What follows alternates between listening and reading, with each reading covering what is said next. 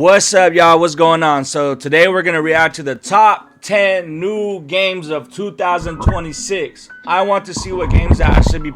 Sorry, the damn mic. I'm over here moving it around. It's making noise. I want to see what games I should be playing in the big 2026. I've been stuck on Arc Raiders. It has been a great game. But this channel right here, you know, it's for gaming. You know, I like to play video games. I enjoy doing it. It's the content that I enjoy to make. So...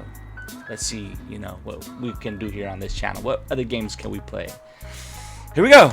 Is about to come down. All right. It was ever up in the first place. Okay. Hi, folks, it's Falcon, and today on Game Ranks, the top 10 new games the first half of 2026. Starting off with one that is going to launch very soon. Number 10. And number 10 is Code Vein 2. Oh. We've said this a lot of times. Code Vein is anime Dark Souls. Looks like Code Vein.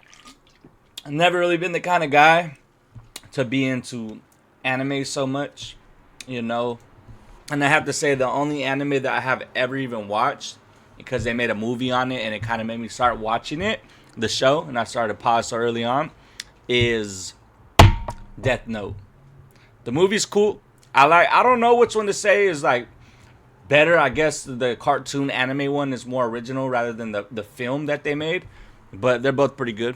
2 is bigger anime Dark Souls. Yeah. And if you're one of those people that gets stuck on character But creators, it looks pretty cool, and you're a Dark Souls fan and an anime fan, it's basically like your entire month right here. Right. I don't know why people are so down on Code Vein. I mean, yes, some of the character designs are difficult to take seriously in a post-apocalyptic Souls-like game. I get it. It's not the best Souls-like combat you've ever played, at least the first one anyway. But Diablo 4 it's working, at least on me. Code Vein 2 is landing on PC, PS5, and Xbox Series January 30th. I'm going to have to act a vampire here, or at least vampiric for a moment, and ask for your subscription. Believe it or not, most of you are not subscribed. Yeah. It's important we ask. Yeah, good shot, brother. I know how it is. I try to get people to subscribe to me too, and I have videos with hundreds of views, not one like. Not one subscribe. And this is me being myself, showing myself. I'm like, am I not cool enough?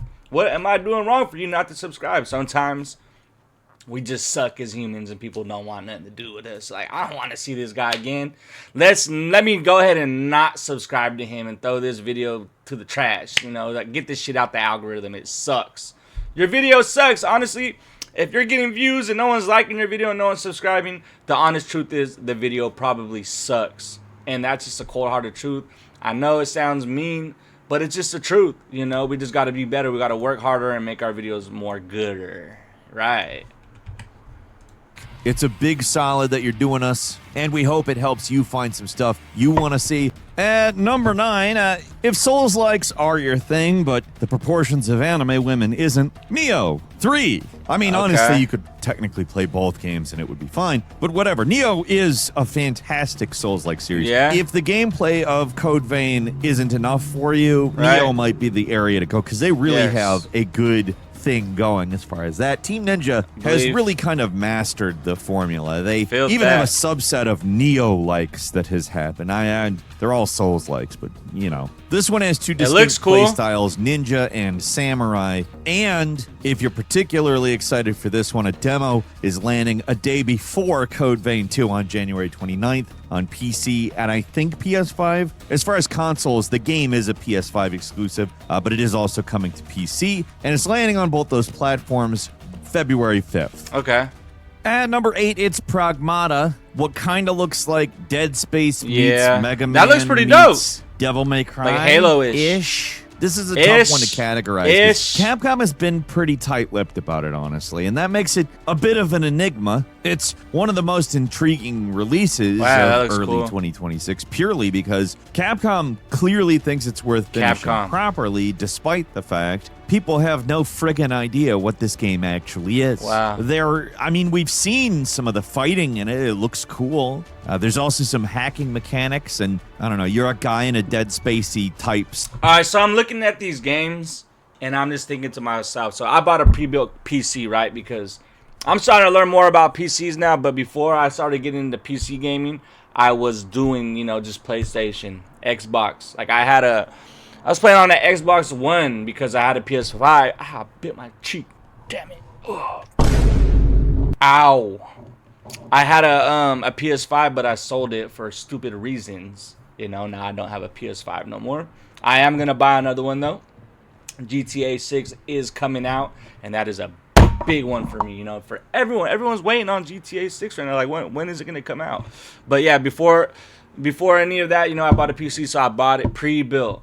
It came with only 16 gigabytes of RAM. I upgraded my RAM right before it went up. It skyrocketed, right? So boom, got new RAM. And then I started learning, like, I need more VRAM. I have a 5060 Ti with 8 gigabytes of VRAM, you guys. And I've learned that is not enough after gaming and seeing that, like, it maxes out. So when I look at these games, like, these games look like they provide, like, high quality VRAMs, graphics cards.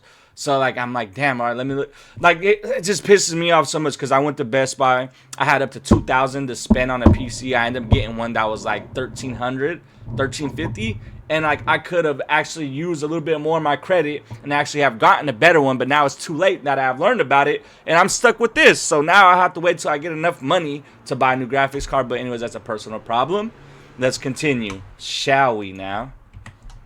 Suit, which you need to breathe, but apparently this little girl who can shoot stuff doesn't. It's a very strange looking game, but it is also a very cool looking game, which it makes sense that we're interested in it, at the very least. There is a demo that lets you try out the combat system, and again, it's cool, but it doesn't necessarily make it clear what the game is, which is fine. I want to be surprised if it's good. Pragmata is landing on PS5, Xbox Series, and PC on April 24th.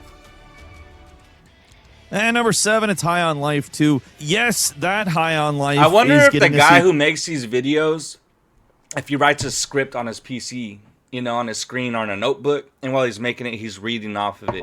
Or if he just damn near just freestyling this video. If he does, very talented. Like, I really wonder what goes on behind the scenes when I see videos like this. Whatever you think of Justin Roiland, whether you think he did or didn't do anything, I think what's happening here is actually good because they're kind of attempting to prove that this game has a life beyond a single voice actor. Right. I think that's actually good. That's something that you should want to do, even if you still have that. Even if you still have that voice actor, which they don't. He left in 2023 amidst controversy. I'm not here to weigh in on that. I'm here to weigh in on the game itself. I liked the first one. I can understand why some people might not love it. I thought it was decently funny, sometimes a little bit over the line as far as annoying for me, but that's fine. It was a pretty big swing. And as far as I'm concerned, the ball connected with the bat. I'm quite interested to see what happens with High on Life 2. It's landing on PS5, Xbox Series, and PC February 13th.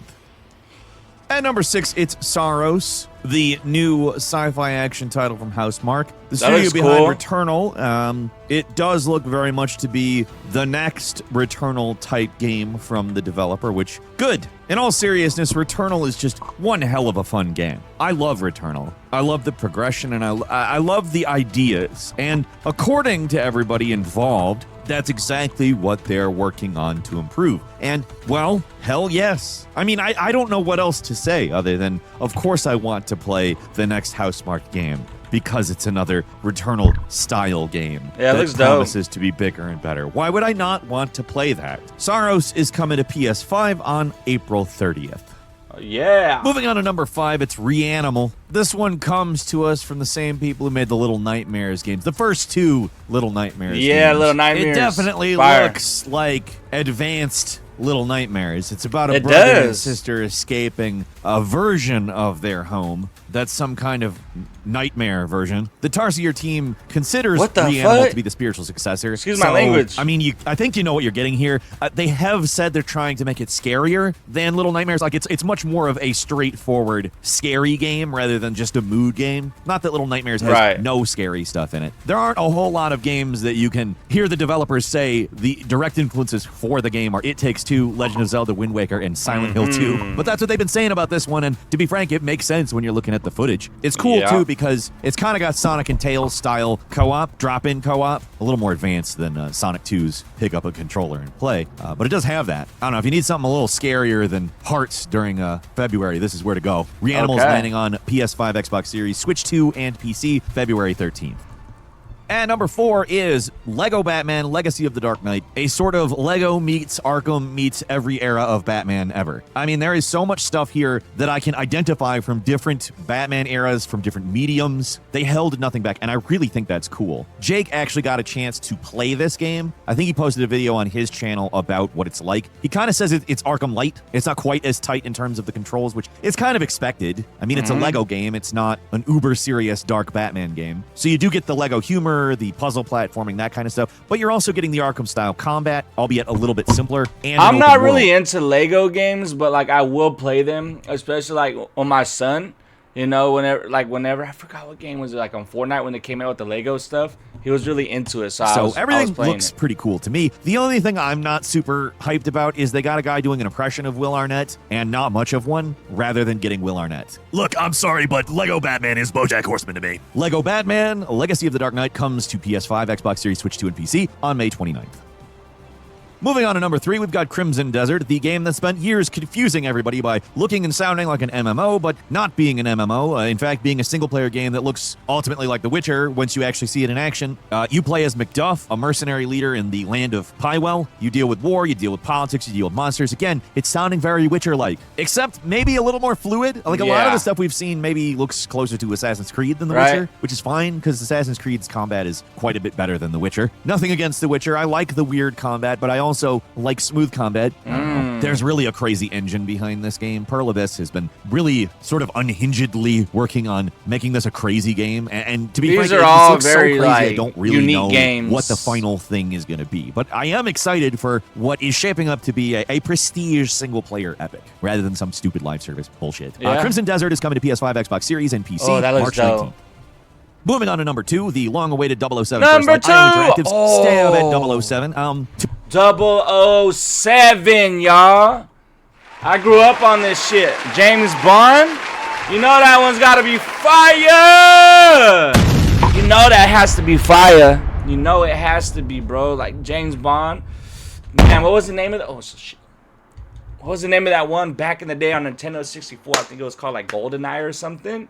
And that's what it was. Back when games were goddamn like cartridges that slid into your console.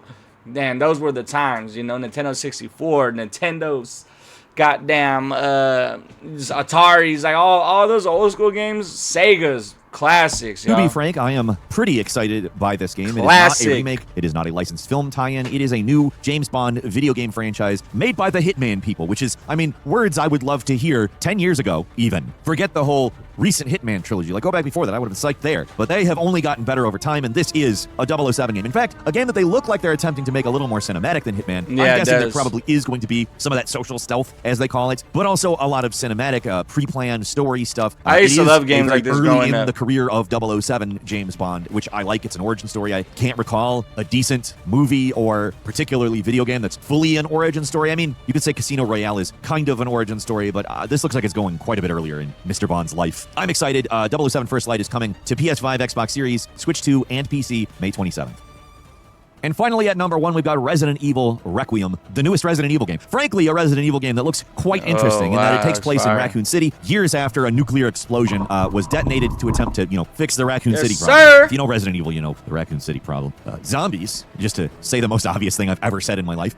It's zombies. Anyway, they've actually given us a dual protagonist situation, which I don't think we've gotten that in the way that we're getting it since the early Resident Evils, and then of course the Resident Evil remakes. They haven't let a lot slip about this, but everything that we've seen looks freaking cool. I am super excited for this game. Resident Evil Requiem is landing PS5, Xbox Series, Switch 2, and PC. It's landing on all of them February 27th. I do have some bonus games for you here, too. First, Bungie's resurrecting Marathon as a PvP extraction shooter, and that's either going to be great or it's going to be what it looks like, which is not great. I'm sorry, I'm not going to say that it looks great, but we are going to talk a hell of a lot about it this year. I have a feeling. I mean, I will say, I hope it's good. If it turns out to be good, I'll be very pleasantly surprised, and I will not be upset, but I will also be very, very shocked. Marathon's coming to PS5, Xbox Series, and PC in March. Prince of Persia Sands of Time remake is supposedly Persia coming this month. We're allegedly getting a Obsidian remake style drop without any warning. Leaks have indicated this. We don't know if this is real or not. We do know the lips have been tight with this one. I'm excited. I want to play this game again. It's coming to the PlayStations, the Xboxes, Switch, and PC sometime very, very soon, supposedly. Next is John Carpenter's Toxic Commando, a co-op shooter that is loud and messy and possibly pretty good. I don't know. There's lots of names. John Carpenter's name is on it. I have to assume that is a good thing because John Carpenter is a gamer. He's also a picky and thorny guy.